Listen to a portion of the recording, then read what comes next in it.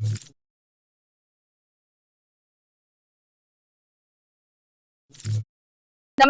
હું છું પ્રિયા અને તમે જોઈ રહ્યા છો જનતા કી જાણકારી ન્યૂઝ। નજર કરીએ આજના સમાચાર ઉપર। રાધનપુરના વિજયનગર ગામમાં તોફાની વરસાદને કારણે ભારે નુકસાન। પ્રાંત અધિકારીને આપ્યું આવેદનપત્ર। 3 દિવસના સતત વરસેલા વરસાદથી વિજયનગર ગામ લોકોનું જનજીવન અસ્તવ્યસ્ત। ખેતરોમાં પાણી ઘૂસતા કપાસ, મગફળી સહિત તલ જેવા પાકોને ભારે નુકસાન। ખેડૂતો સરકાર સહાયની રાહ જોઈ રહ્યા। ગામના બજાણિયાવાસ, ઠાકોરવાસ, હરિજનવાસ, ચૌધરીવાસ અને રાવળવાસમાં ઘરોમાં પાણી ઘૂસતા ઘરેલું સામાન બગડ્યો। વરસાદ વિરામ બાદ પણ ગામમાં હજી વરસાદી પાણી ઓસર્યા નથી। વરસાદી પાણીને નિકાલને લઈને આવેદનપત્ર અપાયું। પશુપદન માટેનો ઘાસચારો પલળી જતા પશુપાલકો પણ આફત। દૂધ ભરાવા જવાના મુખ્ય માર્ગ પર વરસાદી પાણી ભરાયેલા રહેતા હાલાકી। ગામના શાળાના બાળકોને ગંદા અને વરસાદી પાણી ભરાયેલા રસ્તામાંથી પસાર થવું મુશ્કેલ બન્યું। ગામ લોકોના આક્ષેપ, જો પાણી નિકાલ ન થાય તો ગામમાં રોગચાળો ફાટી નીકળવાની ભીતિ। ગ્રામજનોને પ્રાંત અધિકારીને આવેદનપત્ર આપી તાત્કાલિક પાણી નિકાલ, પાકનું સર્વે અને નુકસાનની ભરપાઈ કરવાની માંગ કરી। ગામ લોકોને સ્પષ્ટ ચેતવણી, જો તંત્ર તાત્કાલિક પગલાં નહીં ભરે તો સંયુક્ત આંદોલન કરવાનો માર્ગ અપનાવવામાં આવશે। રિપોર્ટ અનિલ રામાનુજ, રાધનપુર। અતિવૃષ્ટિ વરસાદના કારણે બહુ પૂર આવ્યું। ગામમાં પાણી ઘૂસી ગયું છે। પટેલવાસ, હરિજનવાસ, ભંગીવાસ, બ્રાહ્મણવાસ, ઠાકોરવાસ, બજણિયાવાસ,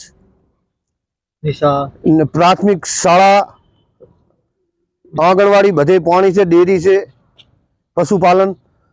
એટલે પાણીનો નિકાલ માટે ટીડીઓ સાહેબને, તાલુકા વિકાસ અધિકારી, પ્રાંત સાહેબ, મામલતદાર સાહેબ આવેદનપત્ર આપવા આવ્યા છે। સૌ લોકો અમારી સાથમાં છે। ગામના તલાટી, સરપંચ બધા સાથમાં છે।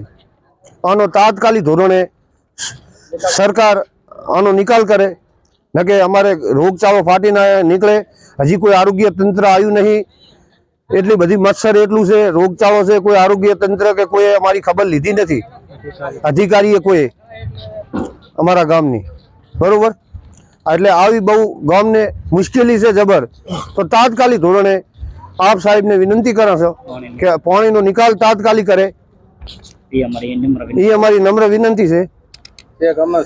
વિજયનગર, મારું નામ કમાભાઈ નાનજીભાઈ ચૌધરી। જે વરસાદના કારણે, અતિવૃષ્ટિના કારણે વિજયનગર ગામની અંદર બજાણિયાવાસ, રાવળવાસ, હરિજનવાસ, ભંગીવાસ, ઠાકોરવાસ અને ચૌધરીવાસ બધી જગ્યાએ છેલ્લા 8 દિવસથી પાણી ચાલી રહ્યું છે, પણ કોઈ અધિકારી, કોઈ તલાટીશ્રી કે કોઈ પણ ત્યાં સાર સંભાળ કે જોવા આવેલા નથી।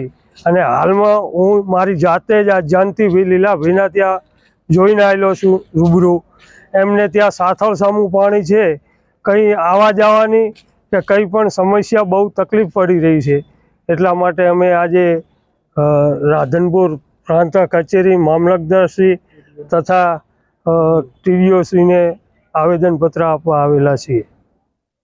મારું નામ ચૌધરી ભેમાભાઈ દેવજીભાઈ।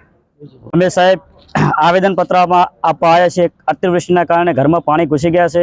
સાથળે પાણી છે, પાણી પણ કાળી પડી રહ્યું છે। તે માટે કલેક્ટર સાહેબને આવેદનપત્રમાં આપવામાં આવ્યા છે। કલેક્ટર સાહેબ, પ્રાંત સાહેબ, મામલતદાર સાહેબ, ટીડીઓ સાહેબને આવેદનપત્ર આપવા આવ્યા છે। તલાટી સાહેબ કે શું તકલીફ છે? અમારે સાહેબ પાણીની બહુ તકલીફ છે। પાણીમાં અવર જવરમાં બહુ તકલીફ પડે છે। બાળકો પણ નાના છે, બાળકો ડૂબી જાય એટલું પાણી છે। તો અમે સરકારશ્રીને નમ્ર વિનંતી કરીએ છીએ કે આ પાણીનો તાત્કાલિક નિકાલ કરે।